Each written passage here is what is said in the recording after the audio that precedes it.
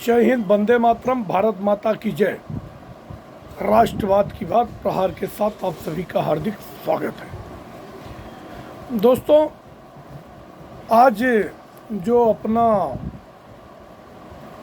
विमर्श का विषय है वो है कि अमेरिकी दौरे पर आज प्रधानमंत्री नरेंद्र मोदी पहुंचे हैं। अब नरेंद्र मोदी जी की आज डोनाल्ड ट्रंप से मुलाकात होगी और अमेरिकी गेस्ट हाउस में पोर्ट ब्लेयर में रुके हुए हैं, जो कि तिरंगों से सजाया हुआ है। ये भारतीयों का सम्मान है और अमेरिकी संसद में उनका स्वागत होगा। वो तीसरे विदेशी होंगे जो कि तीसरी बार अमेरिकी संसद में सम्मानित किए जाएंगे और संबोधित करेंगे। और डोनाल्ड ट्रंप के दूसरी बार राष्ट्रपति बनने के बाद जहां एक तरफ उनके एक्शन की चर्चा है कि वहां से इलीगल माइग्रेंट को वो कैसा उखाड़ के फेंक रहे हैं, और जब अपने देश के 104 लोगों को हथकड़ी बेड़ी में अमेरिका विमान से भेजा गया, तो अपने देश के खलियर खैराती और ये सो कॉल्ड इंडिया गठबंधन ये उफान मारने लगे। अब तक किसी को पता था ये डंपी रूट लोग कैसे जाते हैं? जैसा स्टिंग ऑपरेशन हुआ, और अब तो मुझे लगता है कि अब लोगों के हाथों में एंड्रॉइड फ़ोन है, तो हर कोई डंपी रूट के बारे में ज़रूर सर्च किया होगा। और अगर जो नहीं किया है, मैं मेरे वीडियो के माध्यम से कहना चाहता हूं कि एक बार आप अवश्य डंपी रूट के बारे में सोचो कि ऐसे रास्ते से, जंगल के रास्ते से जाना खतरों से भरा खाली रहता है नहीं। कीचड़ में से जाना, वो हालत देखो, तो अपने यहाँ के लेबर और मजदूर भी ऐसे परिस्थिति में काम नहीं करेंगे।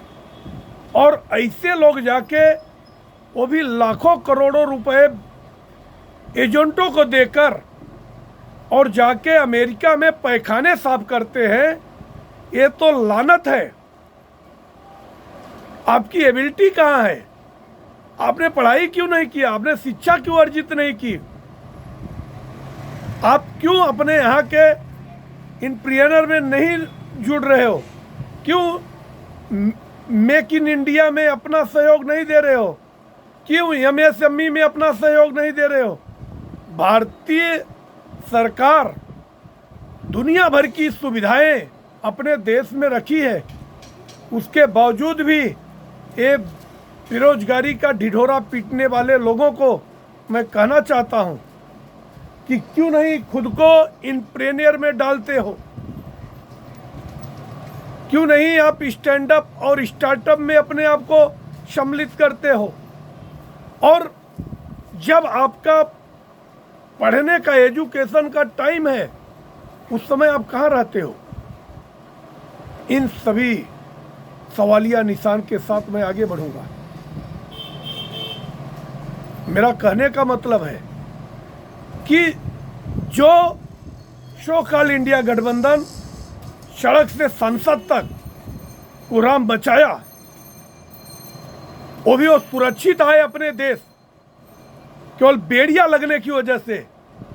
और इन खलियर खैरातियों के मुंह से एक शब्द नहीं निकला जब अपने ही देश में हिंदू प्रताड़ित किए जा रहे थे। बांग्लादेश में किसी एक ने एक बार भी नहीं बोला। इसके बावजूद भी अगर जो तथाकथित हिंदू ऐसे दलों के साथ जुड़े हुए हैं, अगर उनकी बंद आंख आज भी नहीं खुलती है, तो मुझे उनके ऊपर लानत आती है। कि ये लोग अगर इसमें एक्टिव कर तो कुछ नहीं सकते, इनके हाथ में कुछ नहीं है, केवल चीप होकर के अपना वोट बैंक बना के रखना है कि उस कम्युनिटी के लिए आवाज उठा रहे हैं कि उनको ये लगना चाहिए कि हाँ मैं इनके साथ सुरक्षित हूं, भले उनके लिए कुछ नहीं किया।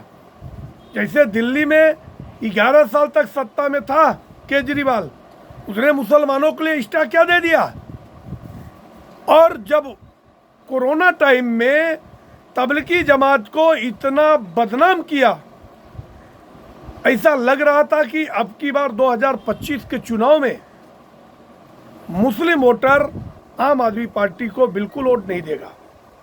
इसके बाद भी अगर 75% से अधिक वोट वो मुसलमानों का लेता है, इसका मतलब वो तमाचा मारता है मुसलमान समाज को कि तुम लोग इसी के लायक हो।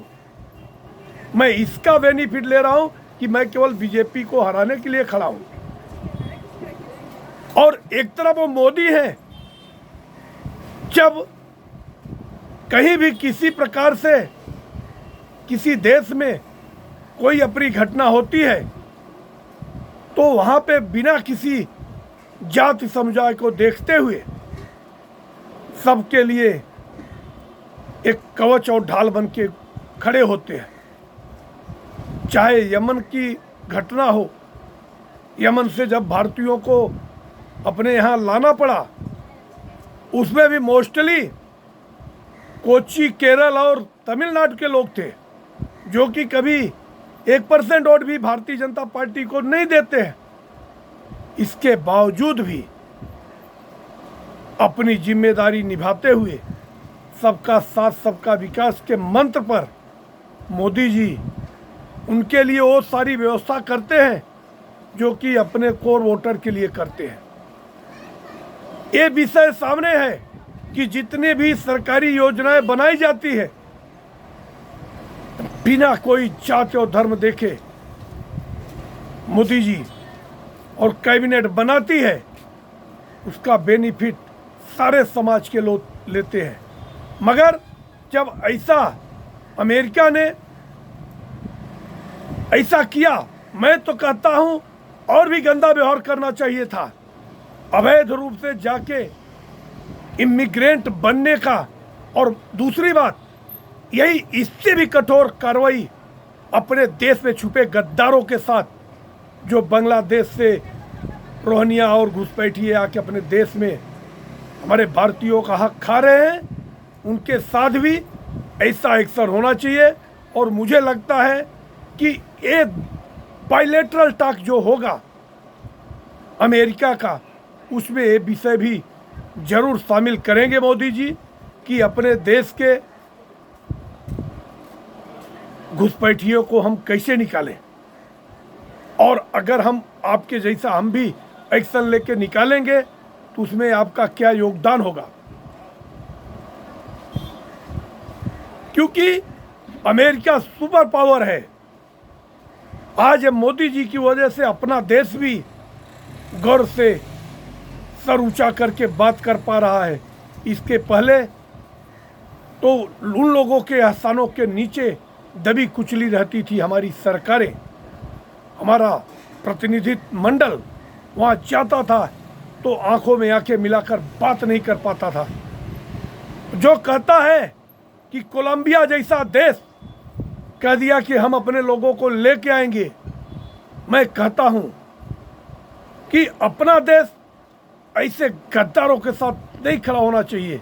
और अगर वो लोग यहाँ आए हैं तो उनकी कठोरता से जांच हो कि कोई भी अगर इल्लीगल एक्टिविटी में अगर शामिल है तो उसके साथ कठोरतम कार्रवाई होनी चाहिए।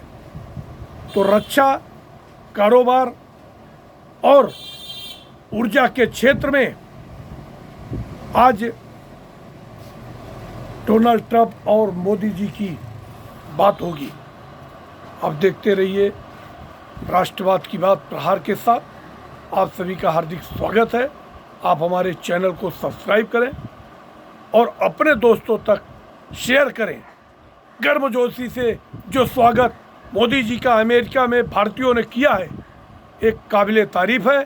और पूरा गेस्ट हाउस तिरंगे से सजाया हुआ है। ये तिरंगे का अपमान एक एक भारतीयों का अपमान है। ये तिरंगे का सम्मान पूरे भारतीयों का सम्मान है। और सभी भारतीयों को नाज होना चाहिए अपने देश के प्रधानमंत्री पर। धन्यवाद।